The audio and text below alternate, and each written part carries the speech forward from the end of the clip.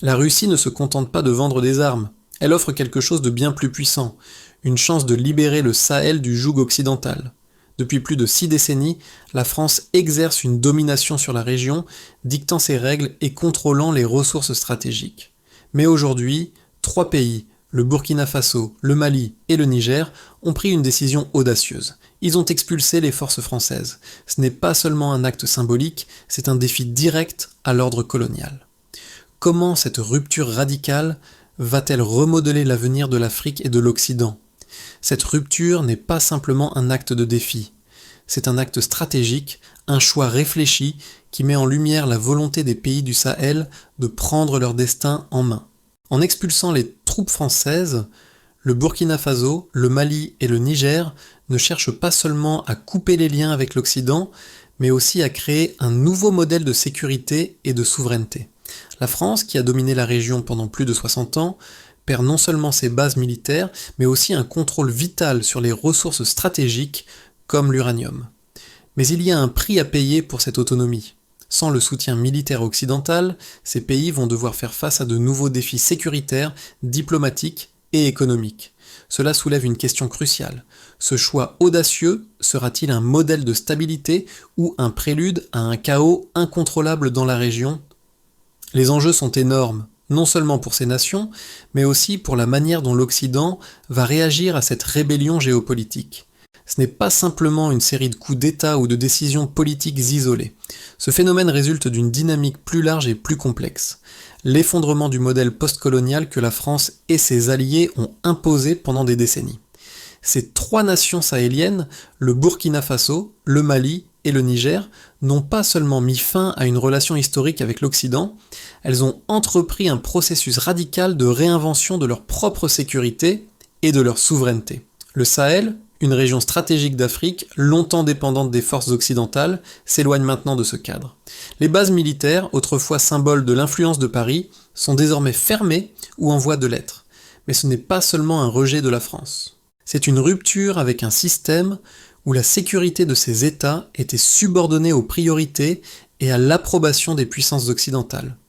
En effet, pendant des décennies, des centaines de millions de dollars d'aide étrangère ont été alloués pour maintenir une stabilité précaire, tandis que les bases militaires françaises étaient érigées dans la région pour empêcher toute tentative de renversement du statu quo.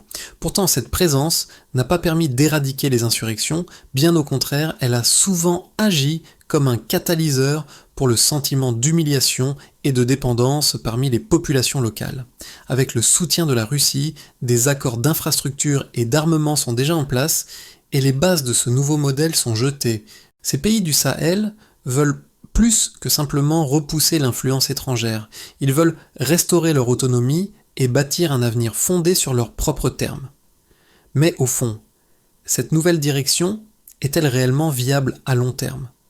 Loin de se contenter de simples promesses, la Russie a apporté avec elle un arsenal militaire et des solutions concrètes. Le capitaine Ibrahim Traoré, récemment arrivé au pouvoir au Burkina Faso, est l'une des figures emblématiques de cette nouvelle ère.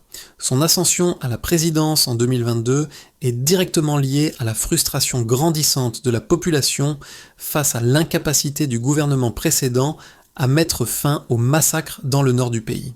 Avec un mandat centré sur la sécurité et la souveraineté nationale, Traoré incarne un changement radical dans la politique du pays, rejetant les solutions imposées par l'Occident. Contrairement à ses prédécesseurs, qui ont souvent cherché à apaiser les puissances étrangères, Traoré a opté pour une voie de confrontation. Son choix de s'allier avec la Russie, en expulsant les troupes françaises et en rejetant les opérations militaires américaines, marque un tournant historique pour le Burkina Faso. Le message qu'il envoie est clair, le pays prend désormais son destin en main, en dehors du cadre colonial qui a longtemps défini sa relation avec l'Occident. Mais cette décision n'est pas sans risque. Traoré doit maintenant naviguer entre des attentes internes de sécurité et des pressions externes de la communauté internationale. Dans ce contexte, la politique de Traoré ne se limite pas à un simple rejet des forces étrangères. Elle représente une tentative de rétablir une autonomie militaire à travers des accords avec la Russie pour la fourniture d'armement et l'intégration de mercenaires russes dans le pays. Ces mesures, si elles réussissent, pourraient transformer la dynamique de sécurité dans le Sahel, mais elles comportent également des dangers. L'instabilité pourrait se multiplier et la pression internationale, notamment de l'Occident, ne fera qu'augmenter. L'essor des révolutions militaires dans le Sahel n'est pas un phénomène isolé, mais une séquence d'événements qui ont activé un changement majeur dans la région. Après des décennies de domination coloniale et de présence militaire occidentale, les pays du Sahel ont décidé de rompre ce cycle de dépendance. Cela a commencé avec le Mali en 2020, lorsqu'un coup d'État militaire a renversé le président Ibrahim Boubacar Keïta, dont le gouvernement était perçu comme trop proche de la France. Ce renversement n'a pas été un simple coup de force, mais un cri de frustration de la part des militaires qui voyaient les forces françaises comme une entrave à leur autonomie. Ce changement a immédiatement modifié la donne stratégique dans la région. Le Mali, dans une démarche similaire à celle de ses voisins, a expurgé les troupes françaises de son territoire, mettant fin à une présence militaire de près de 60 ans. Quelques mois après, le Burkina Faso a suivi, avec Ibrahim Traoré à la tête du pays. Dans les deux cas, le message était sans ambiguïté. Les gouvernements de ces pays souhaitaient se libérer de l'influence étrangère, particulièrement celle de l'ancienne puissance coloniale. En outre, le Niger a pris une décision comparable en 2023, expulsant les troupes françaises et adoptant une position plus favorable à Moscou. Ces actions, bien qu'isolées au début, sont devenues un mouvement collectif qui a pris une ampleur géopolitique significative. Ce changement de cap a eu des conséquences immédiates. En plus de la sortie des troupes françaises, ces pays ont commencé à réorienter leurs alliances vers la Russie, cherchant à profiter des liens de Moscou dans un contexte où la France perdait peu à peu son pouvoir d'influence. La Russie, à travers son groupe paramilitaire Wagner, a renforcé sa présence dans la région, offrant des formations militaires, du matériel, ainsi que des mercenaires pour combattre les insurgés. Le soutien de Moscou s'est vite avéré crucial pour la stabilité de ces gouvernements fragilisés et en retour, la Russie a obtenu des contrats d'exploitation des ressources naturelles, notamment l'uranium au Niger. Les tensions entre l'Occident et ces trois pays du Sahel se sont intensifiées, les sanctions économiques et les menaces diplomatiques ne cessant de croître. Paris et Washington ont exprimé leur inquiétude, accusant ces pays de favoriser la déstabilisation et d'aller à l'encontre des intérêts occidentaux dans la région. En réponse, les gouvernements sahéliens ont renforcé leurs relations avec la Russie, tout en affirmant leur souveraineté et en rejetant les interventions extérieures. Leur objectif n'était plus seulement de s'affranchir des puissances coloniales, mais de montrer au monde que l'Afrique pouvait se défendre seule.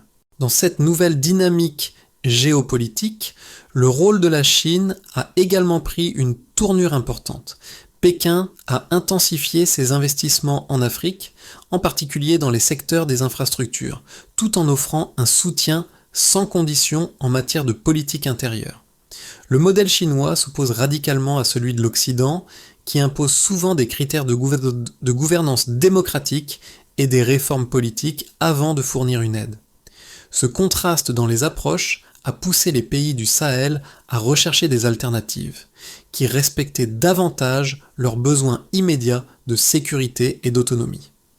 Cette évolution est un tournant majeur, et les conséquences de ce redéploiement géopolitique pourraient précisément répercuter dans toute l'Afrique. Le Sahel devient ainsi le point focal d'une lutte d'influence entre les anciennes puissances coloniales et de nouvelles puissances montantes. Les événements de ces dernières années annoncent-ils un nouveau modèle pour l'Afrique, basé sur des alliances stratégiques indépendantes des anciennes relations coloniales, ou ce mouvement sera-t-il un échec exacerbant l'instabilité dans la région et ouvrant la voie à de nouvelles interventions étrangères?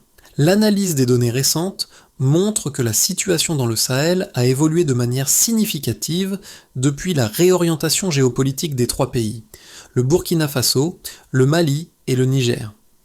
Plusieurs indicateurs clés permettent de mieux comprendre cette dynamique et ses implications potentielles. Tout d'abord, l'un des changements les plus notables concerne la présence militaire étrangère.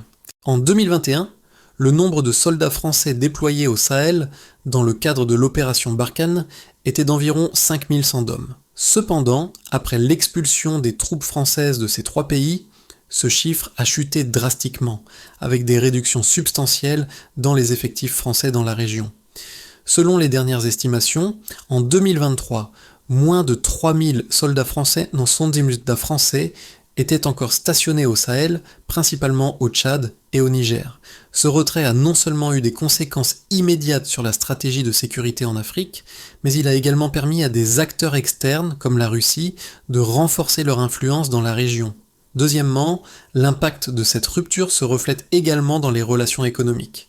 Avant 2020, la France bénéficiait d'un accès privilégié aux ressources stratégiques du Sahel, notamment l'uranium, extrait en grande quantité du Niger. Ce pays est le 4e plus grand producteur mondial d'uranium, une ressource vitale pour l'industrie nucléaire française. Toutefois, depuis l'expulsion des forces françaises et la réorientation des accords vers la Russie, ces contrats d'exploitation ont été révisés. Le Niger, qui était historiquement dépendant des entreprises françaises pour l'extraction de son uranium, a signé des accords avec des entreprises russes, garantissant une plus grande part des revenus pour l'État nigérien. En 2024, la production d'uranium au Niger a atteint 300 tonnes, avec une augmentation des investissements russes dans ce secteur. Troisièmement, les changements politiques survenus au Mali, au Burkina Faso et au Niger ont également des répercussions sur la stabilité régionale. Les révoltes contre les gouvernements pro-occidentaux ont conduit à une augmentation significative des tensions internes et une exacerbation des conflits armés. En 2022, le nombre de civils tués dans des attaques djihadistes dans ces trois pays a augmenté de 15% par rapport à l'année précédente, atteignant environ 3500 victimes en 2022. Cependant, les gouvernements militaires nouvellement installés affirment que leurs relations renforcées avec la Russie et d'autres partenaires externes ont permis d'améliorer la situation sécuritaire dans certaines zones, bien que les statistiques globales restent préoccupantes. Enfin, les données montrent une évolution dans la perception de la sécurité par les populations locales. Selon un sondage mené en 2023 dans ces pays, plus de 60% des répondants ont exprimé leur préférence pour une coopération avec des partenaires comme la Russie et la Chine, plutôt qu'avec les anciennes puissances coloniales. Ce changement dans les préférences des populations indique un rejet croissant de l'ingérence occidentale, qui est perçue comme inefficace, voire contre-productive. Ce phénomène est encore renforcé par la perception de l'impunité des forces occidentales et leur incapacité à garantir la stabilité à long terme. Ces indicateurs montrent que les pays du Sahel cherchent activement à redéfinir leur modèle de sécurité, loin de la tutelle occidentale. Toutefois, la réussite de cette transition dépendra de nombreux facteurs, notamment de la capacité des nouvelles alliances à stabiliser la région tout en garantissant l'autonomie et la souveraineté des États sahéliens.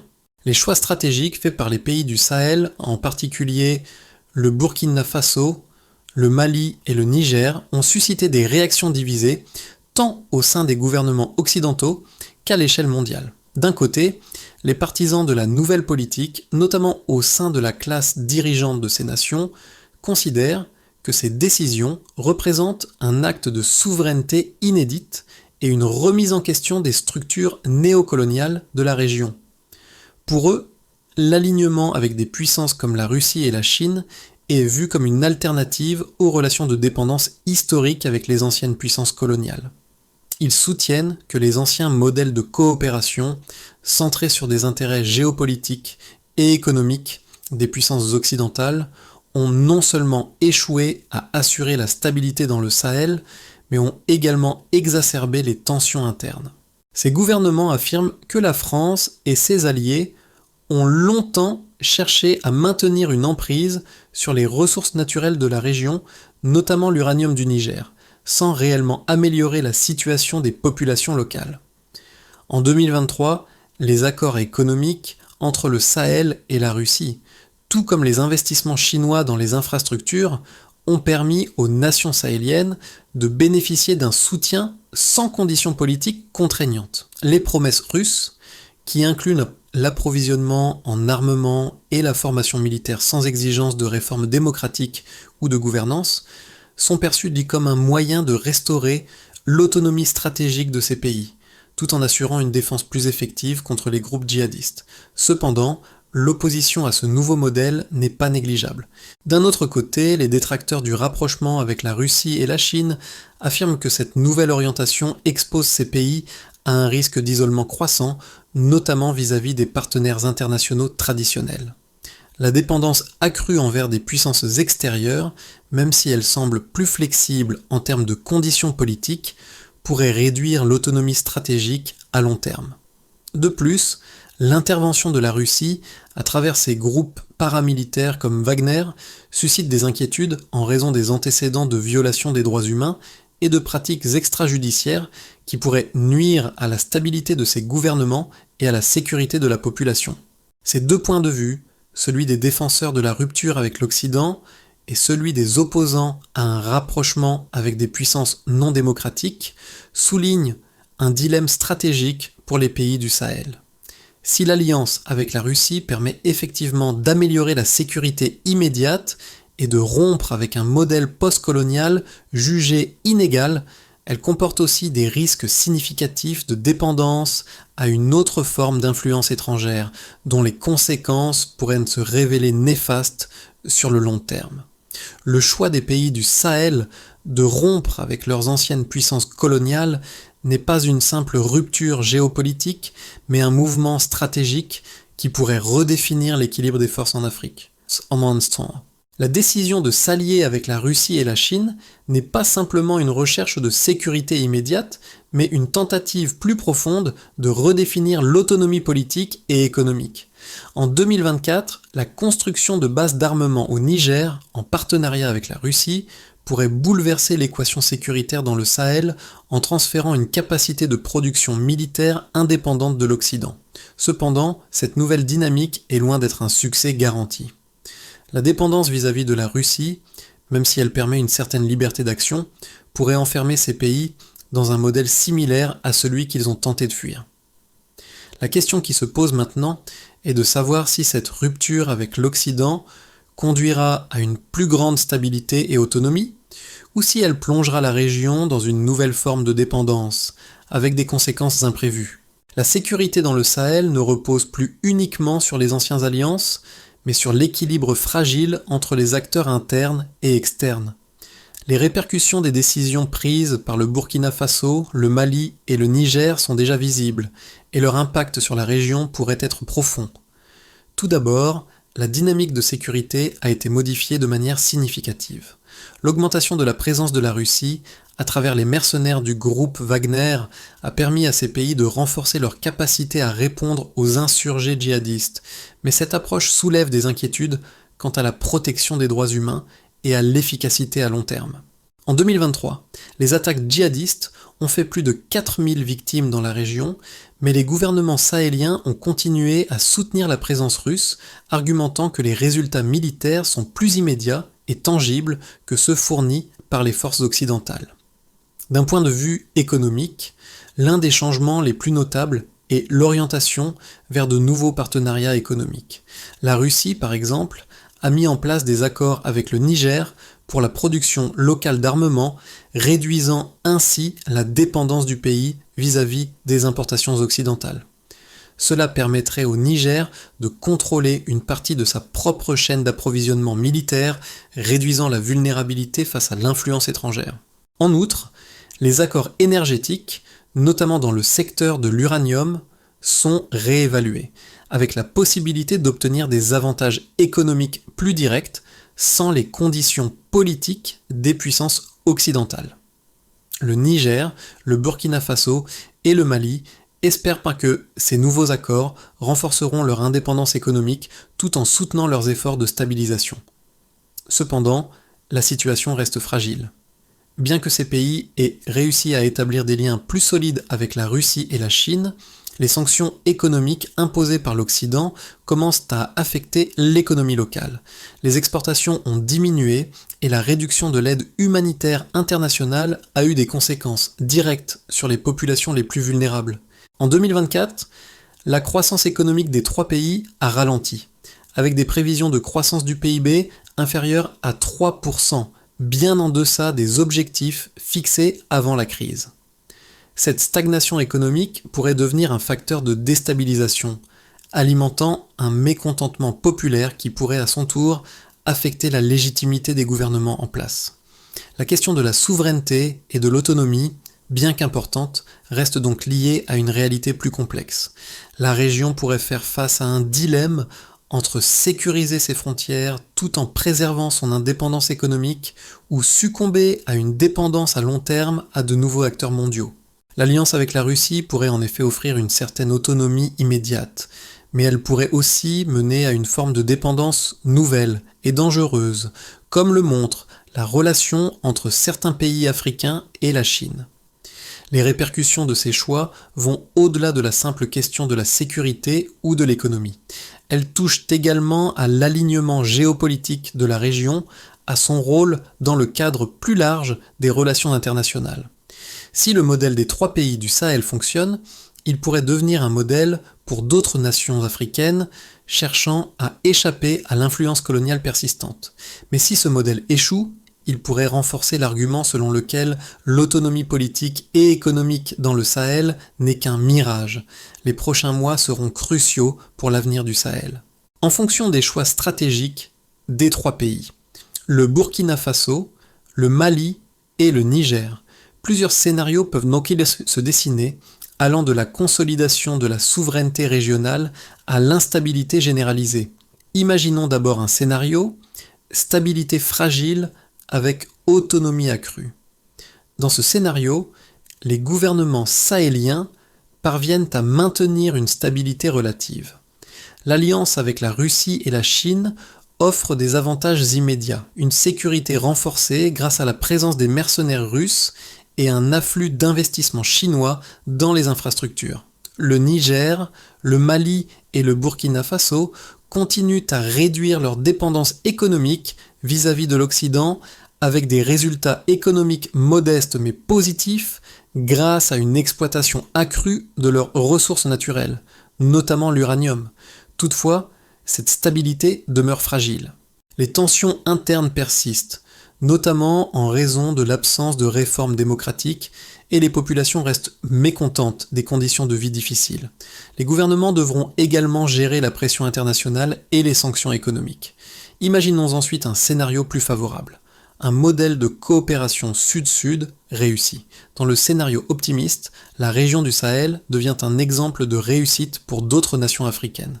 Les 3 pays bénéficient pleinement de leurs nouvelles alliances et la production locale d'armement et d'autres ressources stratégiques devient un levier de développement. La réduction de la dépendance vis-à-vis de l'Occident permet à ces pays de développer une économie plus indépendante et plus résiliente. L'essor de la coopération avec la Russie et la Chine pourrait attirer davantage d'investissements étrangers, diversifiant les sources de financement. Sur le plan sécuritaire, la région réussit à maintenir un équilibre précaire grâce à des forces locales renforcées par des formateurs russes. Cela pourrait inciter d'autres pays africains à suivre l'exemple du Sahel et à rompre avec les anciennes structures néocoloniales. Enfin, envisageons un scénario plus sombre, instabilité et fracture régionale. Le scénario pessimiste envisage une dégradation de la situation. La dépendance accrue à la Russie et la Chine pourrait finalement se transformer en une nouvelle forme de subordination où ces pays, bien que bénéficiant d'un soutien militaire, se retrouvent isolés sur la scène internationale. Les investissements russes et chinois, bien qu'apportant une aide immédiate, manquent de durabilité et de cohérence à long terme, ce qui entraîne une instabilité économique. L'insurrection djihadiste, loin d'être éradiquée, pourrait s'intensifier à mesure que les groupes rebelles exploitent les failles de la sécurité. Les tensions internes, alimentées par la répression politique et l'absence de réformes démocratiques, pourraient aboutir à des soulèvements populaires ou à des conflits internes. Les sanctions économiques occidentales et l'isolement diplomatique entraîneraient un déclin de la qualité de vie pour les populations, aggravant la situation. En gardant tout cela en tête, il est crucial que les pays du Sahel, tout en continuant à se libérer de la tutelle coloniale, veillent à ne pas entrer dans une nouvelle forme de dépendance, cette fois avec la Russie ou la Chine. Le défi consistera à maintenir un équilibre entre autonomie, sécurité et développement économique, tout en gérant les pressions externes et internes. Les événements récents dans le Sahel ne sont pas seulement importants pour les gouvernements locaux, mais aussi pour l'ensemble de l'Afrique et du monde. La rupture avec les puissances coloniales et la réorientation stratégique vers la Russie et la Chine soulèvent des questions fondamentales sur la souveraineté, l'autonomie et les choix de développement pour les pays africains. Pour les populations du Sahel, ces décisions symbolisent bien plus que des changements de politique. Elles incarnent un désir profond de redéfinir leur place dans le monde. Ce mouvement va au-delà des questions de sécurité ou de politique militaire. Il s'agit d'une affirmation d'indépendance qui résonne dans de nombreux autres pays africains qui se sentent toujours enfermés dans les schémas d'intervention et de dépendance vis-à-vis des puissances étrangères. Pour les spectateurs du monde entier, ce défi lancé à l'Occident offre un miroir dans lequel se reflètent les tensions géopolitiques actuelles.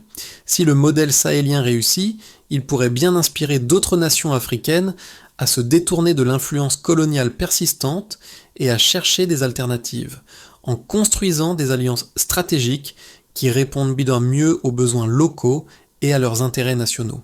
En revanche, si ce modèle échoue, cela renforcera les arguments des défenseurs du statu quo qui affirment que l'Afrique ne peut prospérer sans l'aide extérieure. Mais au-delà de l'aspect géopolitique, ces événements forcent les spectateurs à se poser une question fondamentale. Quelle est la véritable nature de l'autonomie pour les nations africaines ? La recherche de la souveraineté passe-t-elle par une rupture totale avec l'influence occidentale ou faut-il un modèle hybride qui combine indépendance et coopération internationale ? Pour que les pays du Sahel réussissent à maintenir leur indépendance tout en garantissant leur sécurité et leur développement, une feuille de route claire est essentielle. On peut envisager 3 étapes clés pour aider à stabiliser la situation et renforcer l'autonomie de ces nations. Premièrement, renforcer les institutions locales et la gouvernance. Pour véritablement rompre avec le modèle colonial, ces pays doivent investir dans la construction d'institutions solides, transparentes et responsables. Une gouvernance renforcée peut permettre de mieux gérer les ressources naturelles, d'assurer la justice et d'accroître la légitimité des dirigeants locaux. La mise en place de réformes démocratiques et d'un système judiciaire indépendant pourrait également apaiser les tensions internes et renforcer le soutien populaire. Deuxièmement, diversifier les partenariats économiques. Bien que l'alliance avec la Russie et la Chine offre des avantages immédiats, les pays du Sahel devraient chercher à diversifier leurs relations économiques pour ne pas devenir trop dépendants d'un seul partenaire. L'ouverture à d'autres puissances économiques et à des investissements internationaux pourrait stimuler l'industrialisation et la diversification des secteurs économiques, réduisant ainsi la vulnérabilité à l'instabilité. Troisièmement, investir dans la résilience sécuritaire locale.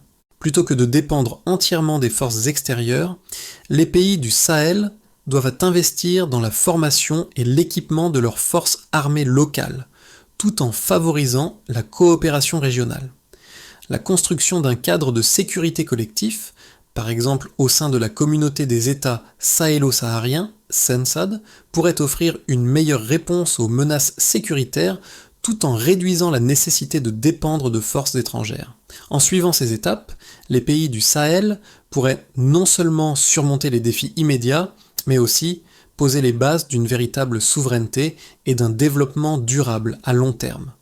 Le Sahel, jadis terrain d'affrontement des puissances coloniales et des intérêts géopolitiques étrangers, se trouve aujourd'hui à un carrefour décisif. L'ascension de leaders comme Ibrahim Traoré au Burkina Faso incarne une rupture avec un passé de dépendance et de domination extérieure. Ces pays ne cherchent plus à être des pièces dans un jeu de pouvoir mondial. Ils visent plutôt à redéfinir leur place, non pas comme des dépendants, mais comme des acteurs autonomes sur la scène internationale. Le chemin emprunté par le Sahel est semé d'embûches. Le succès ou l'échec de cette nouvelle voie pourrait bien façonner l'avenir de toute l'Afrique. Mais ce qui est certain, c'est que la volonté de ces nations de se libérer des chaînes du passé a déjà modifié à jamais le paysage géopolitique mondial. À l'heure où l'Afrique se réveille, il est impératif de comprendre que ce défi est loin d'être un simple épisode isolé. Il s'agit d'un signal fort envoyé à la communauté internationale, un appel à repenser les relations entre l'Afrique et le reste du monde.